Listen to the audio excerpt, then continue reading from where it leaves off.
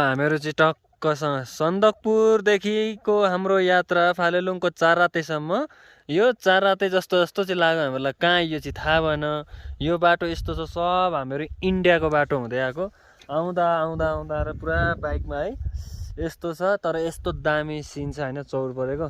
अनि यता नि सब यो बाटोहरू सबै इन्डियाले नि कहाँ कहाँ जान खनेको बाटो हो कि हो यस्तो। यो चाहिँ टक्कसँगले यो बाटो यता जताभावी त्यतै बाटो जस्तो छ, झुक्केर झुक्केर झुक्केर। तर मेन बाटो चाहिँ नछोडिकन आएको हामी। ल पुग्न लाग्यौँ चाहिँ जस्तो लाग्यो। यसो हेरेर चाहिँ हो कि जस्तो लाग्छ, तर कता हो कता कन्फ्युज भइरहेको छ।